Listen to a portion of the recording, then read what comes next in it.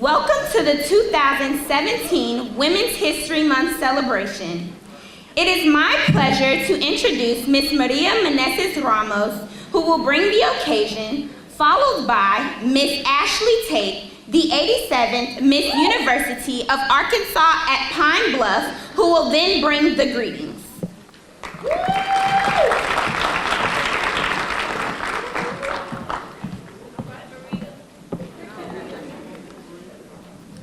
On behalf of Dr. Lawrence B. Alexander, the Chancellor of the University of Arkansas at Pine Bluff, this morning's occasion is the annual Women's Month celebration.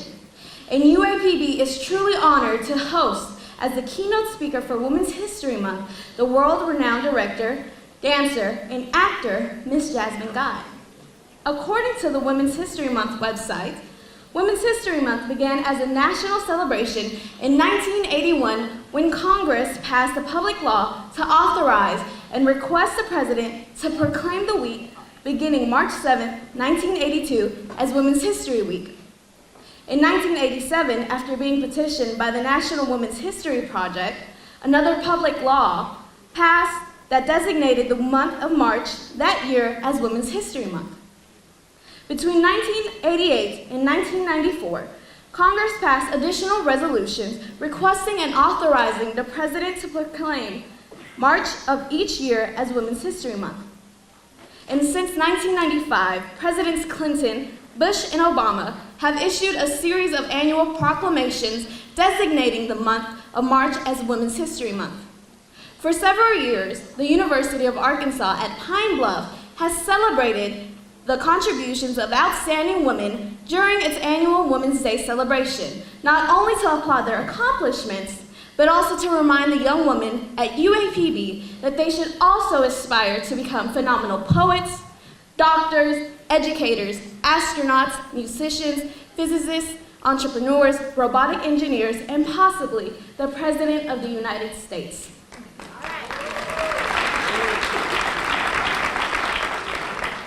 A well-known quote, slightly paraphrased, states, "Set your sights on the sky, and additionally reach for the moon and the stars, until you reach your highest goals and your highest achievements."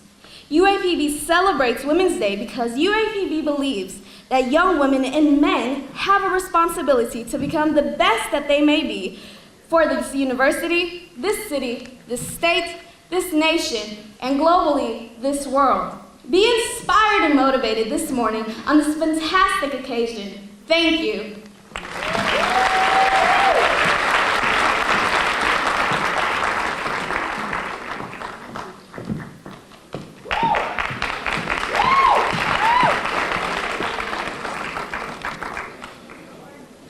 The only thing that separates women of color is opportunity. Viola Davis. When they go low, we go high. Michelle Obama. Take criticism seriously, but not personally. If there is truth or merit in the criticism, try to learn from it. Otherwise, let it roll off of you. Hillary Clinton. I really don't think life is about the I could have been. Life is only about the I tried to do. I don't mind the failure, but I can't imagine that I forgive myself if I didn't try. Nikki Giovanni. Good morning. To Chancellor Lawrence B. Alexander, his cabinet, faculty, staff, students, university supporters, and our treasured guest, Ms. Jasmine Guy. I am Ashley Marie Tate, the 87th Miss University of Arkansas at Pine Bluff.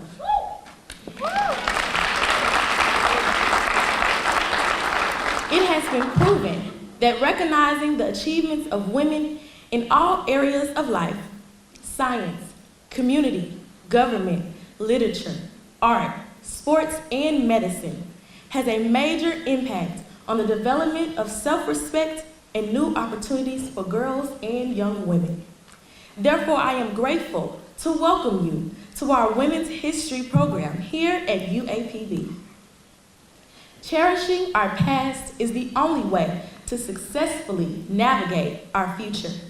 From the Women's Suffrage March of 1913 to the presidential election of 2016, we have continuously demonstrated that we are, 1, unapologetically women, 2, more than enough. So, as we listen to our beloved speaker, I encourage you to make your own opportunities. Always go high instead of low. Let your concerns roll off your back and try not to have any regrets. Thank you.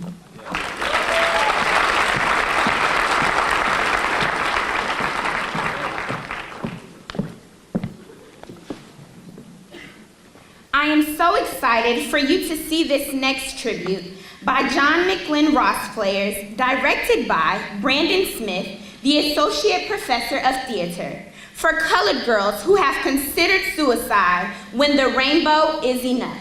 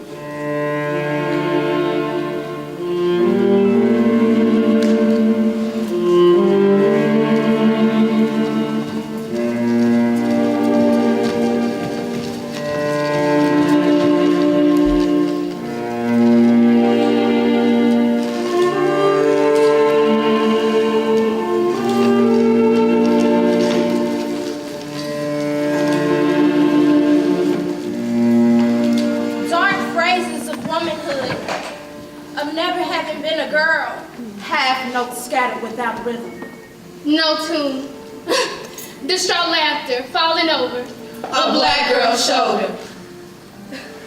It's funny. It's hysterical. The melodylessness of her dance. Don't tell nobody. Don't tell a soul she's dancing on beer cans with shingles. This must be a spook house. Another song with no singers' lyrics. No voices and interrupted solos. Unseen performances. Are we ghouls? Children of horror? The joke? Don't tell nobody. Don't tell a soul. Are we animals? Have we gone crazy? All I hear is maddening screams and soft strains of death. And you promised me. Somebody, anybody. Sing a black girl's song.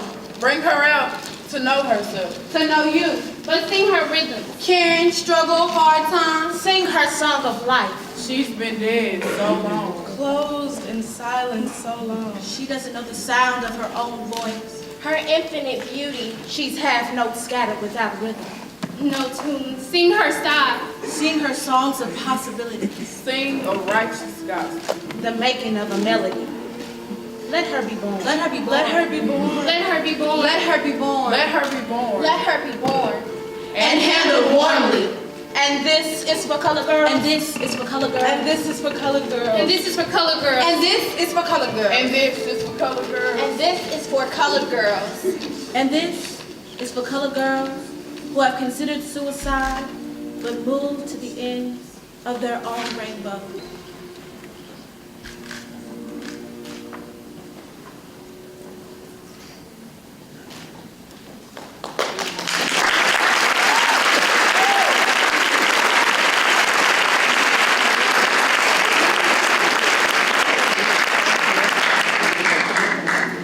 I was missing something, Something important.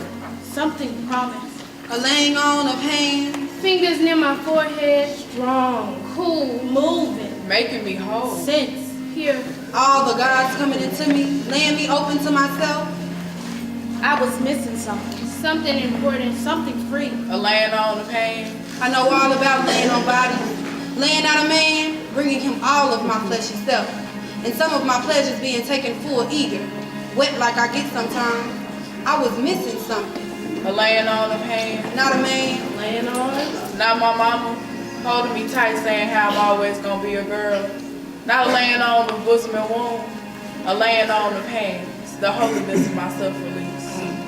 I sat up one night, walking aboard a house, screaming and crying the ghost of another woman who was missing what I was missing. I wanted to jump up out of my bones, be done with myself, just leave me alone and go on with the wind.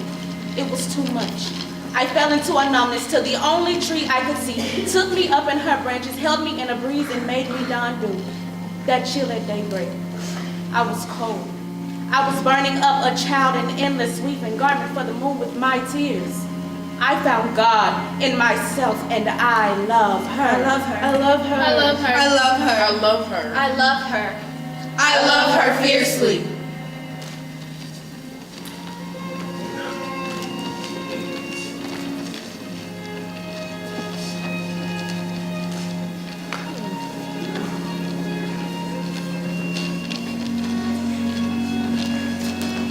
And this is for colored girls. And this is for colored girls. And this is for colored girls. And this is for colored girls. and this is for colored girls. And this is for colored girls. And this is for colored girls who have considered suicide but are moving to the ends of their own rainbows.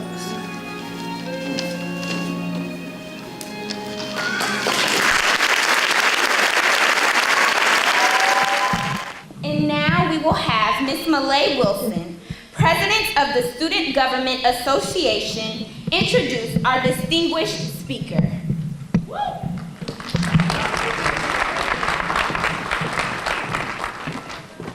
Good morning. Actor, dancer, director, Jasmine Guy continues to enjoy a diverse career in television, theater, and film. She began her professional career at the Alvin Ailey American Dance Theater in New York City. Ms. Guy starred on Broadway in the original productions of Beehive and Leader of the Pack, and reprised the hit productions of Grease, The Wiz, and Chicago as Velma Kelly. She is currently performing Raising Cain, a one-woman musical journey through the Harlem Renaissance, and she will be seen next in the BET drama, The Quad. She has had recurring roles in the Disney Channel hit series, Casey Undercover, plus If Loving You Is Wrong, which is Tyler Perry's hit drama series on the Oprah Winfrey Network. Additionally, she has appeared as Grams on the popular CW series, Vampire Diaries. She also appeared in the feature film, Big Stone Gap, which premiered in late 2015. During her early career, after years on Broadway, Ms. Guy landed the role of Whitley Gilbert on the Cosby Show spinoff, A Different World.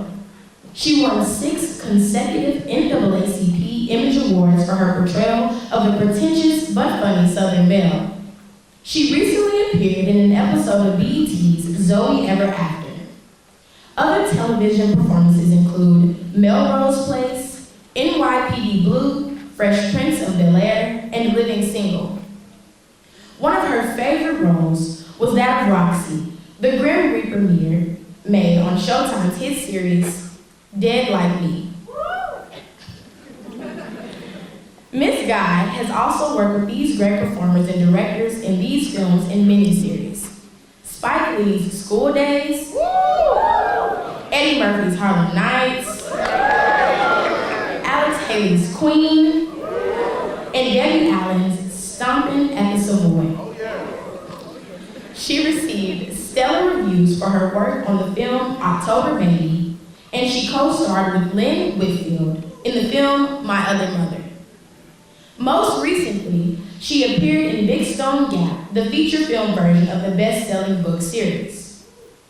Miss Guy has worked extensively in theater and has starred and or directed many productions including Four Colored Girls Who Have Considered Suicide When the Rainbow Is Enough, Miss Evers Boys, Blues for an Alabama Sky, The Color Museum, The Four Poster, Brokeology, Fool for Love, God of Carnage, and the opera I Dream, celebrating the life and journey of Martin Luther King Jr. In 1991, she released her self-titled album featuring the hit single, Try Me. Produced by Full Force, the song shot up the R&B charts quickly to gold status and fueled the success of the album's second and third chart singles. In 2004, Miss Guy penned the biography, Evolution of a Revolutionary, which chronicles the life and journey of Afeni Shakur, Black Panther, activist, and mother of slain rapper Tupac Shakur. As a frequent motivational public speaker, Ms. Guy is called upon to share her story openly with those who may benefit from her trials and triumphs. Her ongoing desire is to blend balance and discipline with ambition and service to fuel her passion for the arts. She has traveled throughout the U.S. and appeared in more than 100 speaking engagements. And she delivered keynote addresses in 2015 at Ultimate Women's Expo events in Atlanta, Chicago, and Phoenix. In terms of personal philosophy, Ms. Guy states, I am grateful for my journey. It has been interesting, fun, and exhilarating. I have learned a lot, but I'm still growing. Changing, exploring, and learning.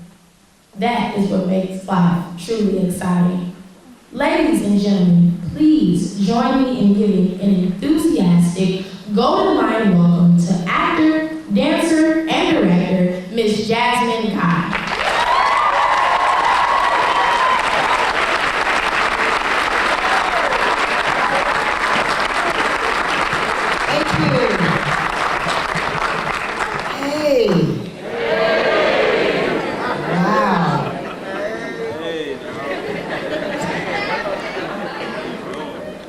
Reception, like a brunch reception, and I thought that was my speaking engagement.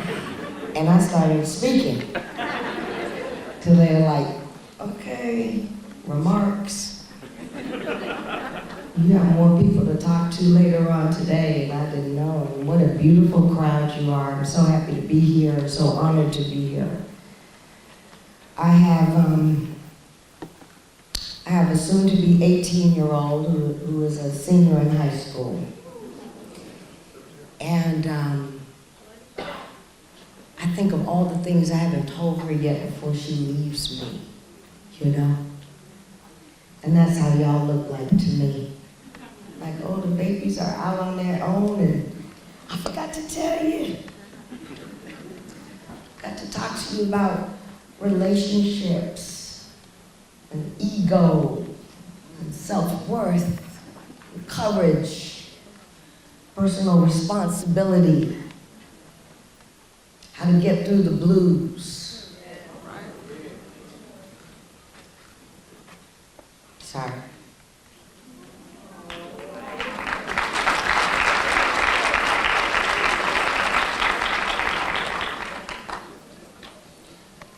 We're here to celebrate women, but just like with Black History Month, we gotta celebrate Black folk and women all the time. So, you know, forgive me if I don't just focus on women. I'm a woman, and I'm here because I was raised by a mother and a father and a village and a church and a school, many schools. I've been loved, I've been nurtured, I've been appreciated. Get that baby out of here. Y'all see a killer in the beat? Remember she said, get that baby out of here. No, don't. I'm just messing with you.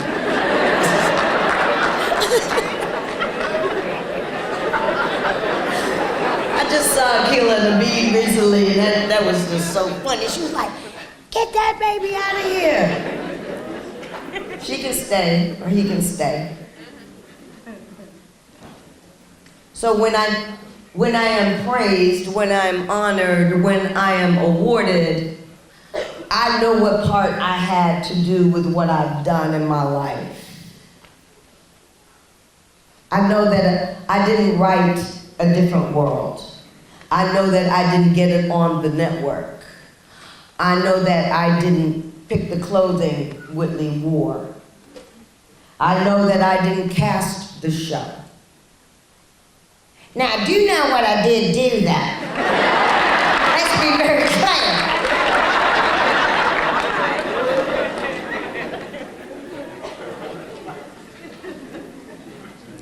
So it's hard to receive praise for things that you didn't do, right? So I come to you as a representative of all of the talent that went into making that show a great show. And also to remind you, especially those of you that are my age, that it took some time to get where it got. Right?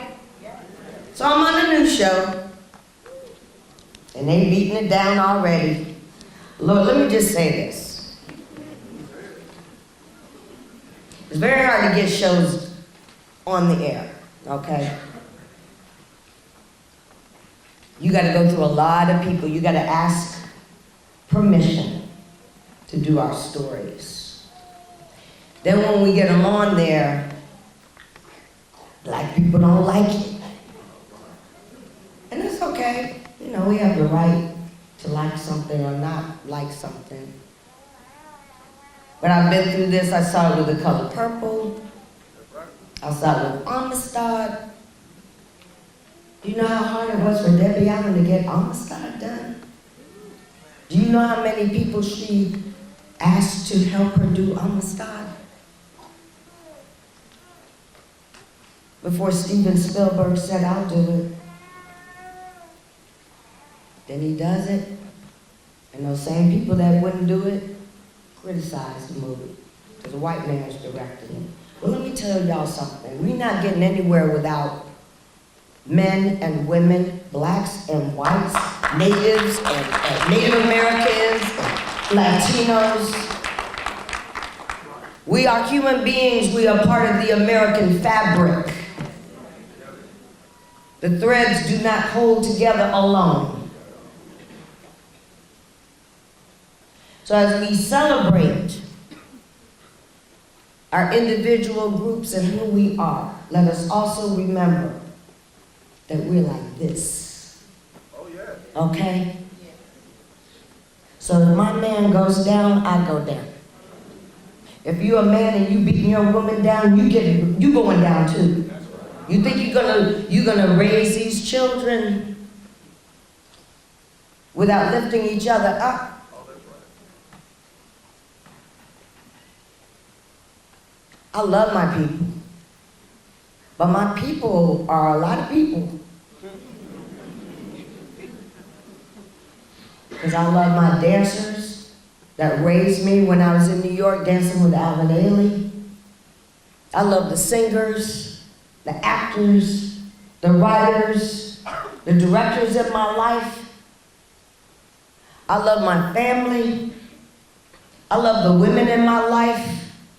And let me just say this to my girls, since I do watch a lot of TV. I do watch Love and Hip Hop. I do watch Black Ink Crew. I do watch Atlanta Housewives.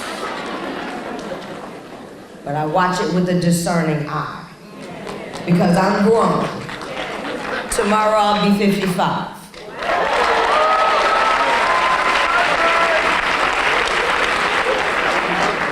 And I'm also in the business, right?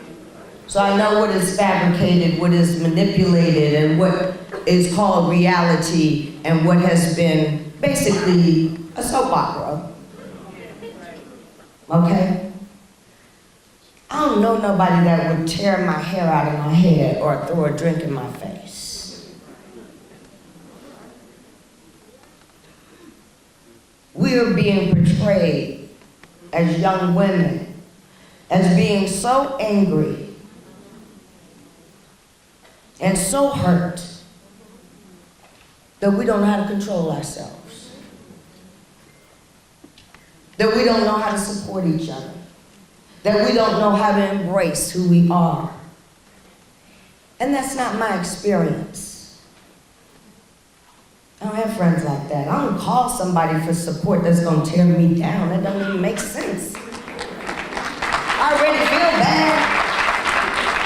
I'm calling you because I feel bad. Do you know what the hardest thing to do is tell somebody the truth?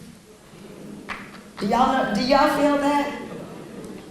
I will go on and on in myself. Oh, I gotta tell this person the truth, and it might hurt their feelings, or they might take it the wrong way. And I don't mean blurting out your thoughts.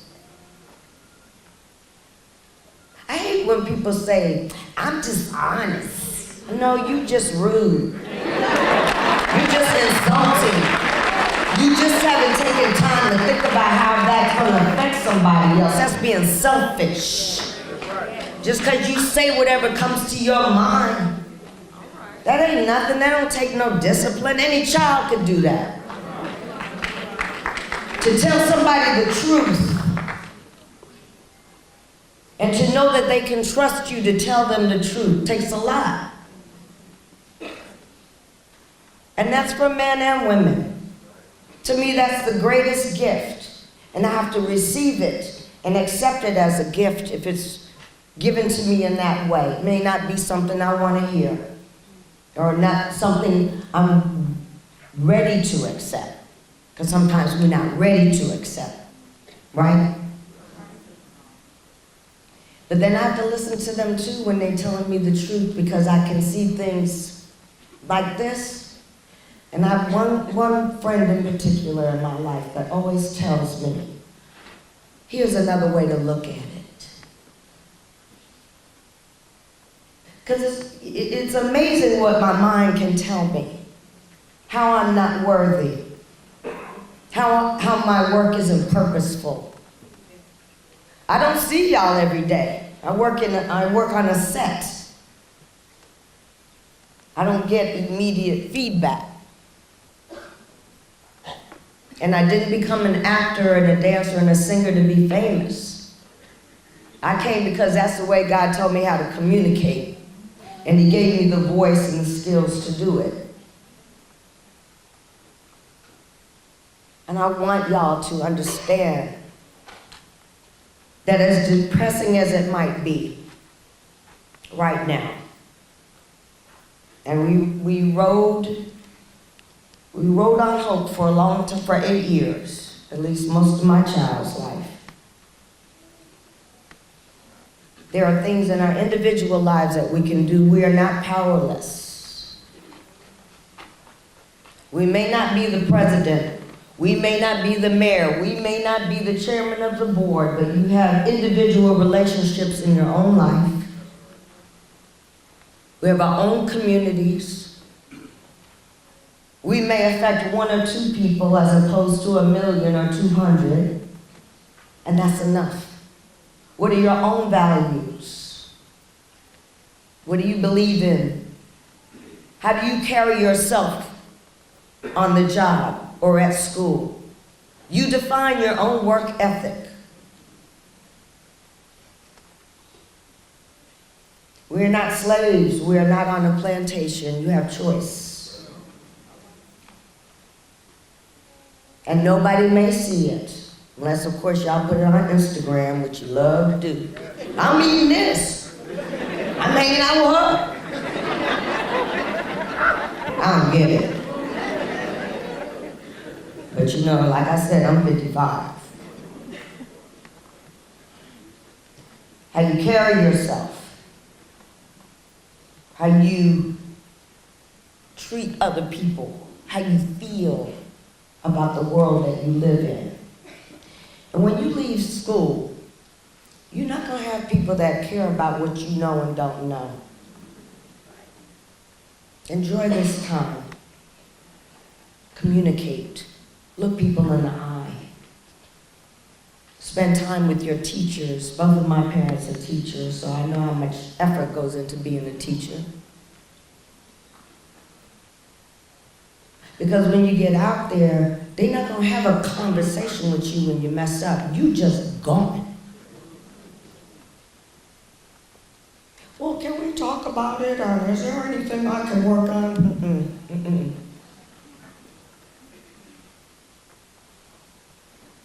And that enough is hard. That is hard. What I'm talking to y'all about, that is difficult. It takes effort. It takes self-awareness. It takes watching the news. It takes paying attention to something other than yourself.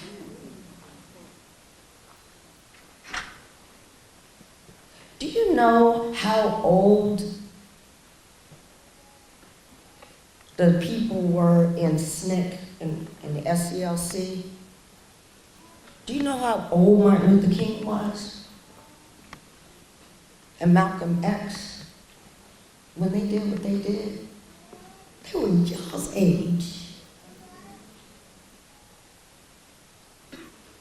The movement starts within.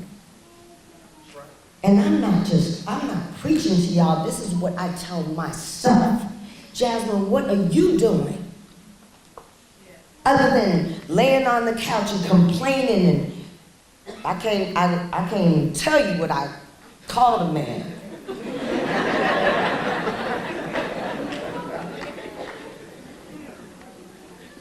Oh my God. Look at that face for another 4 years. Oh.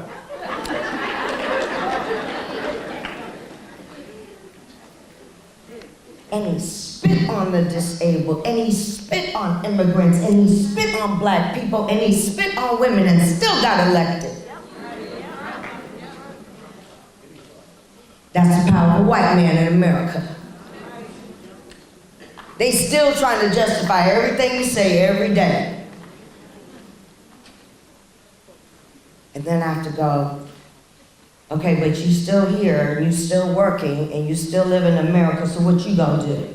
What am I gonna do in my own little life? So I'm not just talking to y'all, believe me. Because if my words do not become action, it's meaningless. If I'm only here because I'm famous from a show that I did 30 years ago, it is meaningless. If I don't share my soul with y'all, my spirit with y'all, my love with y'all, that's meaningless.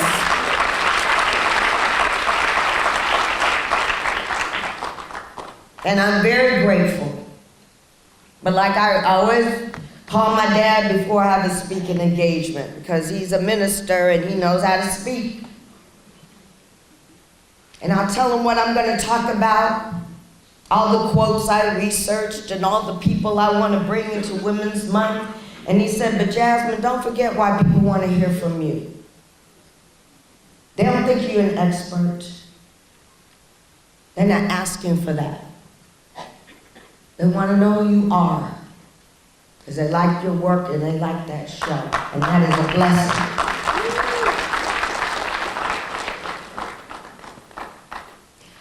I hope that we can find a way to lift our voice up in this political climate. I hope we can find a way to lift each other up And in relationships too.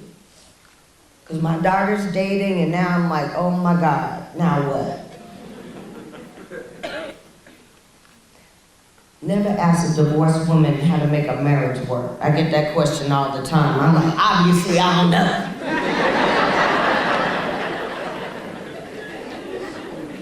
Talk to your grandparents. Talk to people that are married and stayed married, you know. And there's no one key. But one thing I know,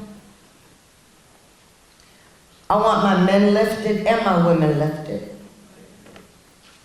I want my home to be a place where that man can lay his head. I want it to be a home of laughter and funny stories and memories and joy. I don't want us to beat each other down and beat each other up. We already got that.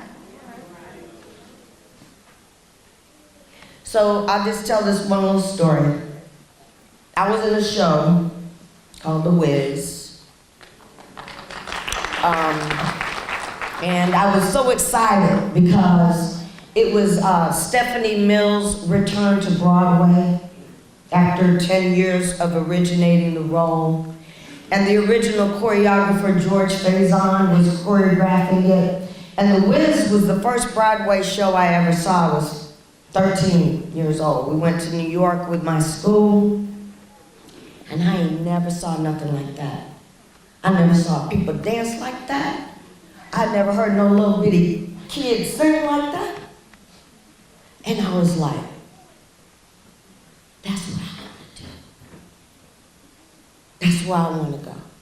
So when I got The Wiz, 10 years later, I also got my equity card, which was a union card. Before then, I was a non-union dancer. I was very excited. And I got in there, and there was all of this, I don't know what to call it, other than being bitchy all the time. And this group hanging out with that group, and you're not fierce, and she's not that. And I just was like frozen in this state of 6th grade playground bullying, okay? And I kept saying, I'm not gonna lose my love for The Wiz, like no matter what, And at one point in rehearsal, the choreographer stopped the music, and of course when that happens, everybody freezes like, I hope it ain't me,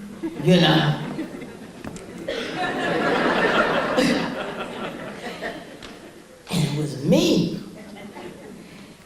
And I also have to preface this by the fact that as a little kid, I was always the smartest and always the one that got to play, be the hall monitor and all of that. So I wasn't used to being the one, So we're doing the crows, eating the corn and whatever, right? And he said, and you, what are you doing? And I was like, God, I think it's me. My ears got so hot.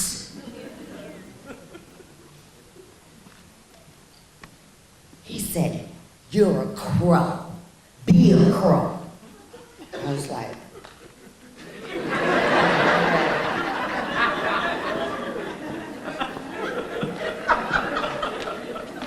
5, 6, 7, 8, music starts up again. I was like,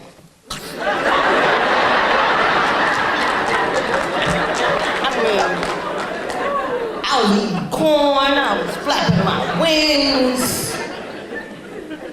Stop.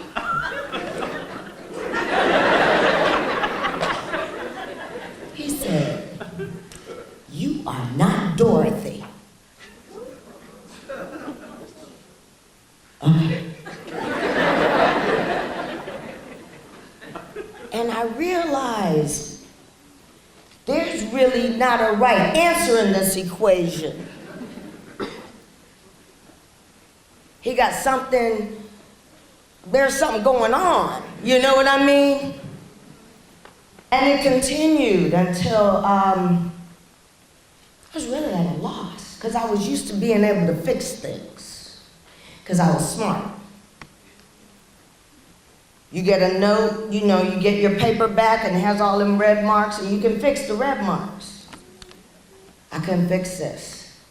For whatever reason, he maybe just didn't like me, I don't know, but I would listen to him berate me, and he always did it in front of everybody in the cast.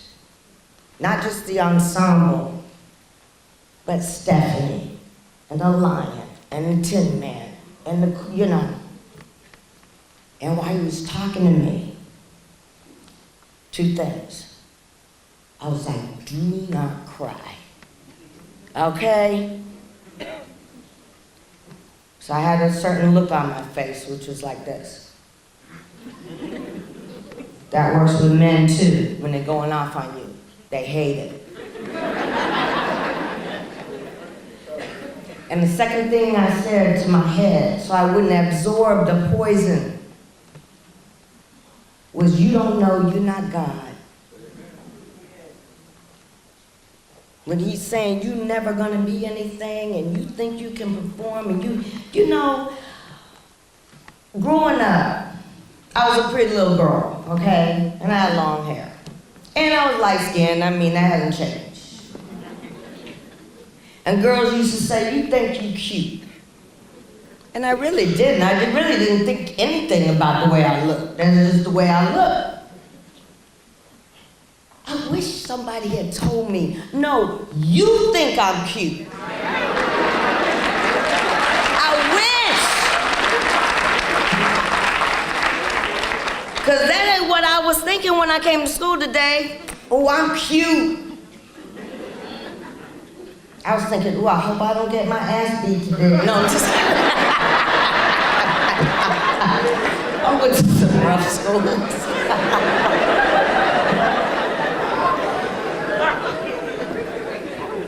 So my message is, let us collectively, personally, and individually, and in our relationships, in our community, and with our country, not absorb the negative information that is out there, because they don't know, they're not God. And help lift each other. Because we all need it at some point. And how good does it feel when you help somebody instead of tearing somebody down? I think we're going to do a Q&A. I already got cut off once today and getting cut off again. They had that cane, they were like, Are we going to do a Q&A? Yes. Okay, I think it's about time. All right, thank you everybody, and feel free to ask me whatever you want. You can have whatever you like. Guess what my daughter told me I couldn't say no more?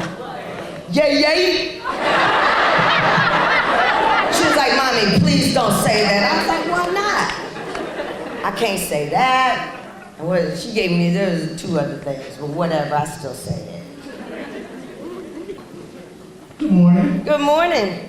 My question is, for an inspiring screenplay writer or director, what kind of suggestions or helpful hints, tips that you would have for them? I think the most important thing for any discipline in the arts is to get as much training as possible. I think the natural talent and ability that we have needs to be respected and nurtured. And so I always ask, so what are you doing? Are you in school? Are you taking courses in screenwriting? Are you going to film school? I've done actually 2 student films this year. One is about Emmett Till, and the other one is about the first black female aviator. And they were both with young directors. And those directors had been in at least 3 different schools. So if you have the talent and you take it seriously, get your education. Because it's no joke and you need to know what you're doing. So that would be my advice.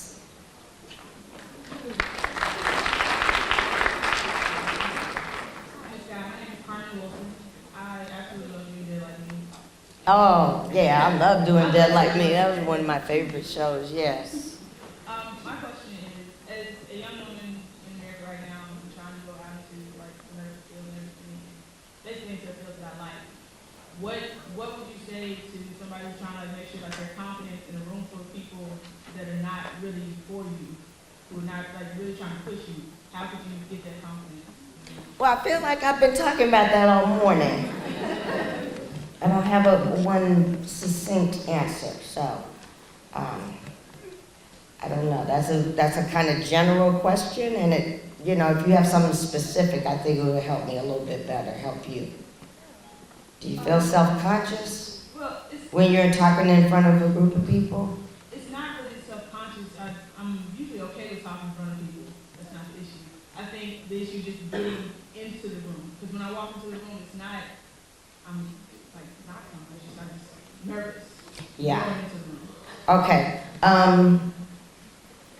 For me, and I would, because I have to audition a lot, it's like, interviewing over and over and over again. What I try to focus on is what I want to say as opposed to who I'm talking to. Sometimes you got to get the importance off of the people in the room and more onto what you're trying to project. Ignoring them in a way that calms you down. If that helps any. It does. Okay. Thank you.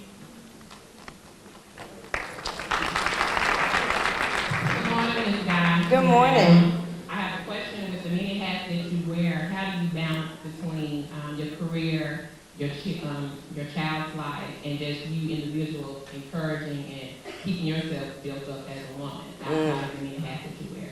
Yeah, that's a good question. Growing up, my parents were very worried that I'd be a jack of all trades and master of none. I can't tell you how many times I heard that. And I always felt like I would have to choose.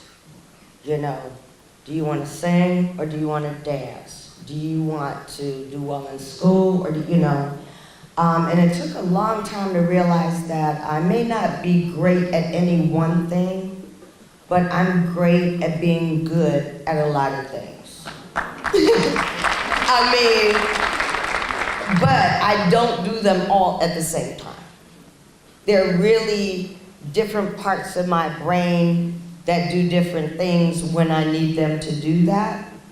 When you have a kid, it's a little different because they're kind of a constant.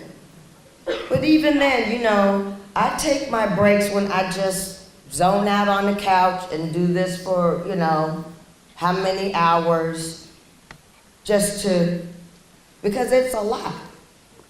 But I can see that my kid can also get overwhelmed. My sister, I can see other people getting overwhelmed, so it's not specific to me.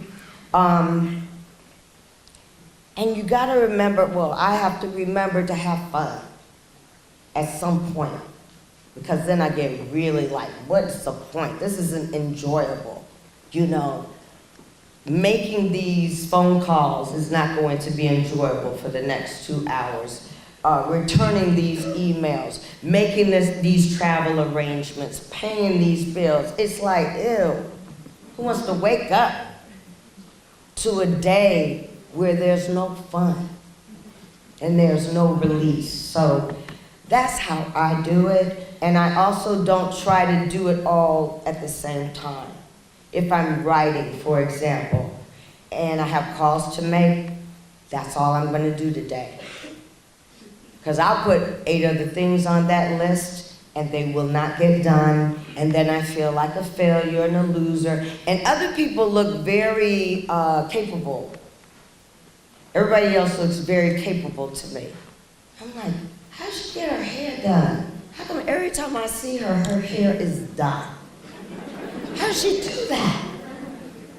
You know what I mean? And I got my hair in my ponytail, my sweats on, and it's like, well, look, you do what you can do. Cut that list down so you can feel like you accomplished something, you know? And it could be, I'm doing the toilets today and cleaning all the floors, making my phone calls, picking up my kid, and making dinner.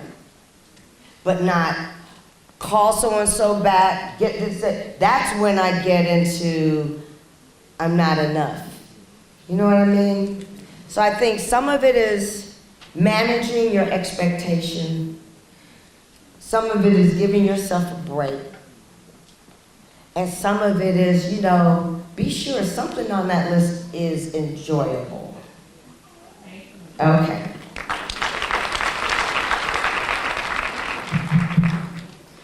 Hello, Ms. Guy. My name is Andrea Carpenter, and I am a senior major in biology at Medicine here at the university. And I would like to know, what does success mean to you? Oh my goodness, success to me is kind of like right now, being able to, you know, connect with people, be myself.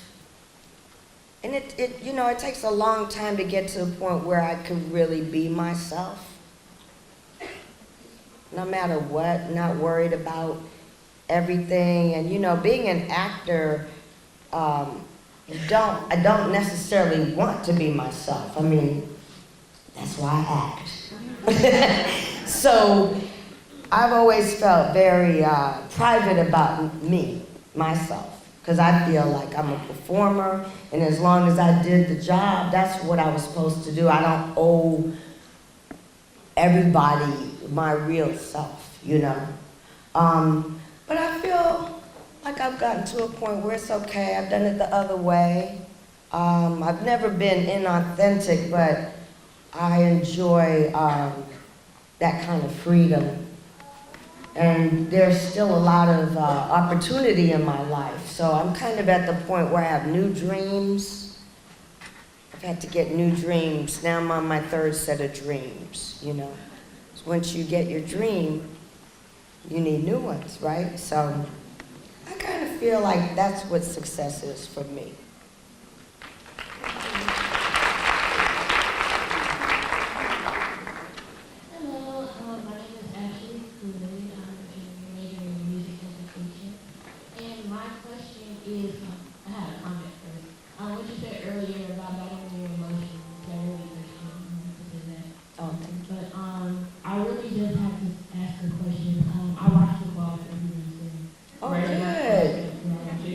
Okay, what do you think? Do you like it? I love it. Okay, good. I need to know because, all right.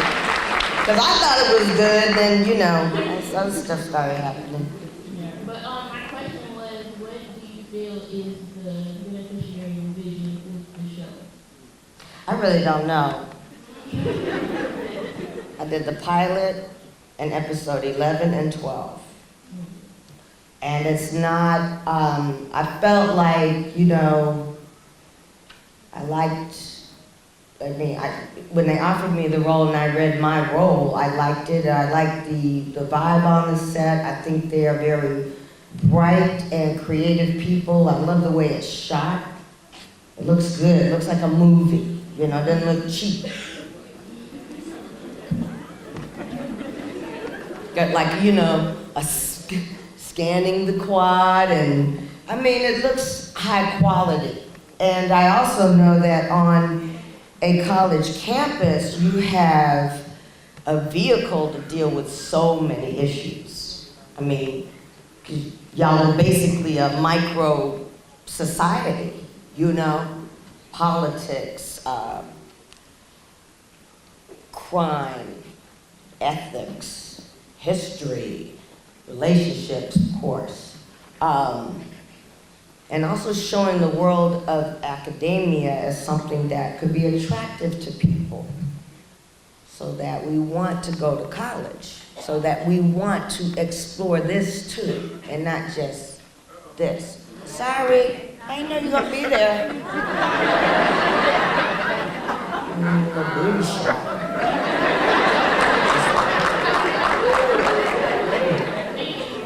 Right there. But the quad has that, you know, it has that potential. And I just hope that BET, you know, renews the show and gives it a chance to really grow into what I think it could be, you know. Of course, it gotta be entertaining, but it can't lean all to like drama and not real character development and real intellectual development, which is what I hope happens with the show. But they ain't asked me. You did, but they ain't asked me what I thought. I think that, you know, as an actor, we only have so much say. And, well, they may hear this because y'all are filming it and you taking pictures of it, and let's see. Maybe they'll call me. Jasmine, what do you think about episode 7? I like the cast too, because I only worked with Anika Nani Rose for my first 2 scenes, who I think is fabulous. I was so excited. I was like, okay, I'll play the professor, but who's playing the president? I said, okay. And so those scenes with her were great, but when I got into the classroom and I got to see the rest of the cast, I really got excited. How you doing, Miss Guy, again? Hey. Well, I'm Julissa Brown, we met earlier. I'm the vice president of the Portrait Club here on the campus. Verbatim Portrait Club. And I wanted to ask questions about performance, because we do have a lot of performers who are really shy, or they don't perform like through their body. So what type of advice can you give me that you are a performer? You know, I do understand that. It seems like, I tried to explain this to my kid too, because she wants to be an actor, and she compares herself to me now. And I'm like, you gotta compare you to where I was at 17 years old. I was good, but I danced for at least 2 years like this. I never looked up. Even when I got to New York, I was so self-conscious. It's like I'm on stage, but I just never looked up. And they had nicknames for me, and I know it drove choreographers nuts, because they would give me roles, and I'd do the whole thing like that. And I've seen that with singers too. There are some singers that never open their eyes. You know, it's like they're in the studio and they're feeling it and they sound good, but they never, you know, and I could do it when the lights were down. Like now the house lights are up, so I can see everybody. When the lights are down and the lights are in my eyes, you know, I could look out into the darkness, you know. And I really have to work on it. Because as a performer, you are a communicator. And whatever it is that's making you self-conscious, it's the one time when you can let that go. It's the one time when you can be free. Okay, thank you. You're welcome. Hello, Ms. Guy. My name is Tiana. I don't know if you remember, but you waved at me earlier when you drove me. I got so happy. When I was coming in? Yes, I did. Because, okay, well, I had a police escort, and there was a siren, and the lights were going on, and I was in the car in the back going, can you turn the siren off? You know, it's okay. I appreciate the escort, but it was drawing a lot of attention, and y'all were walking by like, now what? So then I just just felt obliged to go, hey, it's just me. You know, don't worry, nobody's getting arrested. So yeah, I do remember waving at you this morning. My face was probably like that. It was an 8 o'clock class this morning. Right, it was early. Well, I watched a documentary on you, and you was talking about how you didn't go to college and your parents wanted you to go. What motivated you to do that and kept you moving forward? Well, it wasn't that I chose not to go to college. I had applied and had been accepted to a few schools, but I also had a 6-week summer scholarship to study at the Alvin Ailey Dance School. And when I got there, after 2 weeks, they put me into their junior company. And once I made that $75 a week, I was like, I'm a professional. Also, dance is a physical art form. And I really had to weigh, should I go to school to come back to the place I want to be only 4 years later, right? But I really, for years, like almost every year, I applied to colleges while I was at Ailey's. After I did Ailey's, I got on, I did the pilot for the Fame television show. Then Fame got picked up and I went to LA. Then I came back to New York and I started doing Broadway. So all of that is to say that it wasn't like I said, I'm not going to school, I'm going to New York. That was not what happened. I went to New York and I started working. And college got further and further away. I have thought about, like, how fierce would I have been if I had gone to school? Because where the insecurity comes in my life is because I know I'm not college educated. And I've written a book, and I write plays and screenplays, and I feel that insecurity comes up because I know I didn't have, I'm like running on natural ability, if that makes any sense, as opposed to real training. Like, I know what I was taught and what I learned, and I know what I'm riding on just because, you know, I've done a lot of self-teaching. I read a lot of books. Like, what I don't know, I will get a book. I read How to Write a Nonfiction Book Proposal when I submitted my book proposal, Evolution of a Revolutionary. Because I was like, how can I've never written more than a long letter. And Fannie wanted me to write this book. So I will learn what I don't know, but there's still, you know, especially coming from, you know, my family, the conversations, the level of, you know, intellectual stimulation that goes on in my household. I have felt insecure in my life not having had a college degree. And I think part of why I'm so passionate about making sure that y'all want to go to school, stay in school, and do school is because I do feel it's very important. And I do think that we don't honor it enough, that we don't care about it enough, that we are not just entertainers and athletes, we are philosophers, lawyers, educators, and thinkers. And we need to know our history. We need to read Du Bois and Booker T and Marcus Garvey. We need to know, okay, I'm gonna do this poem for y'all. If we must die, let us nobly die, so that our precious blood shall not be shed in vain. And even the monsters we defy shall be constrained to honor us though dead. O kinsmen, we must face the common foe. Though far outnumbered, let us show us brave. And for their 1,000 blows deal one death blow. What lies before us but the open grave?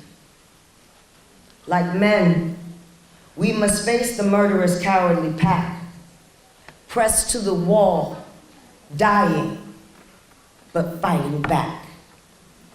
100 years ago, Claude McKay wrote that.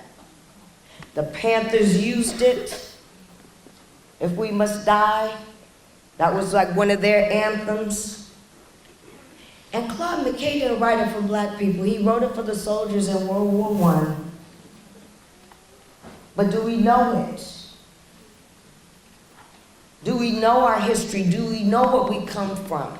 Have we read the speeches of Martin Luther King other than I Have a Dream? Is Harriet Tubman a soundbite? Or do you know her story?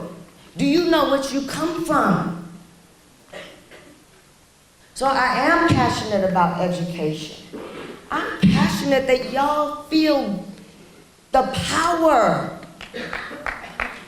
Because you're only gonna see certain things on TV. You basically saying, Mr. CBS, tell me what you think about us. Miss HBO, tell us what you, because you can only get so much on television and in a movie. But there are books, and there is art, and there are sculptors, and there are poets. Okay, do y'all think that rap came out of nowhere? Have y'all ever heard of Gil Scott Heron? Yep. No? Okay. 3 people. Only not because I want y'all to feel like you're not creating anything or you're not innovative. That's not my point. My point is that we build. We build. Jews know their history. Those parents, those grandparents make sure them kids know their history. Not in their neighborhood, but globally. Don't let other people tell them who they are.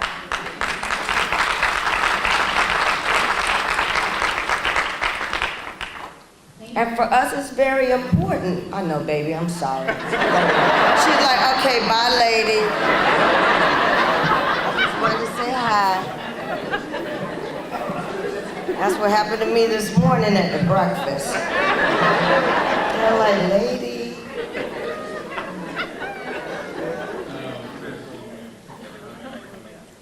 I just want to make a simple comment. Thank you for coming to the school. Your message has been inspirational, and I just really want to hope that everybody that's here, men and women, that we come together and understand that we have to be a backbone for each other. That it is Thank you. Thank you so much. That was very powerful. Hey. I'm Solanka. I am a junior mass communications major, and the people at UAPB-TV would love for you to say, hi, I'm, Miss Jasmine Guy, and you're watching UAPB-TV, and your far left camera.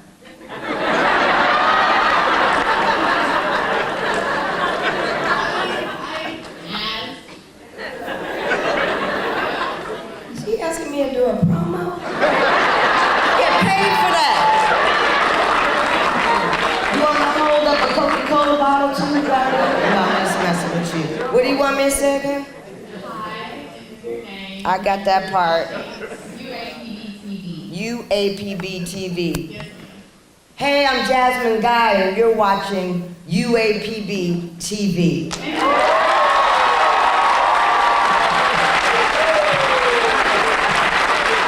I want to thank you all so much. I had a great time. Thank you for the love and the energy. God bless you. Guys, before you leave, you mentioned your parents extensively. Can you tell us anything about an Arkansas connection? Oh, I didn't tell them yet. My father's from Little Rock, Arkansas.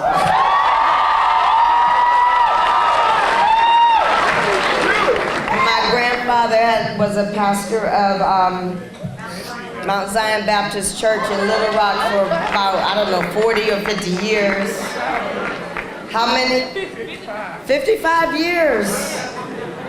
So the guys from Little Rock and the Hamptons, they're related to me.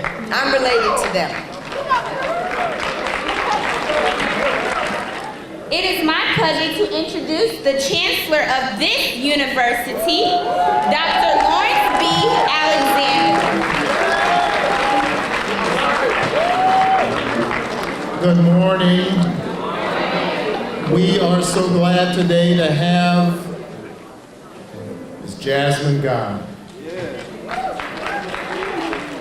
I'd like to express our sincere appreciation to everyone here today for coming out for this event. We'd like to recognize a few special guests, that is former Chancellor Carolyn F. Blakely,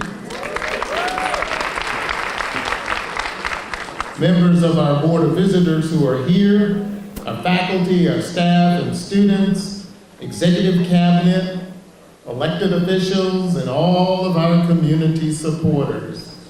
We also would like to recognize and thank the Office of Student Involvement and Leadership under the direction and leadership of Dean Kara Brown, and the Women's Day Celebration Committee for your hard work and dedication in making this a success. Members of that committee, would you stand? Let me see where the members of the Women's Day Committee, give them a round of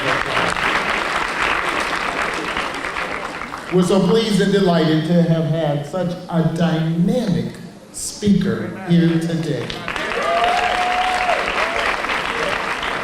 Thank you so much, Ms. Guy, for traveling all the way here to Arkansas to bring down the house. You're quite the visionary. You are a beacon of light for so many around this nation and indeed around the world. Today, we were honored by your presence. We were challenged by your words. We were inspired by your story, and we leave here empowered by your exhortations. As a token of our appreciation, we would like to present you, we're going to ask Ms. Guy to come forward, we'd like to present you with this Golden Lion Love from your friends here at UAPB. So thank you.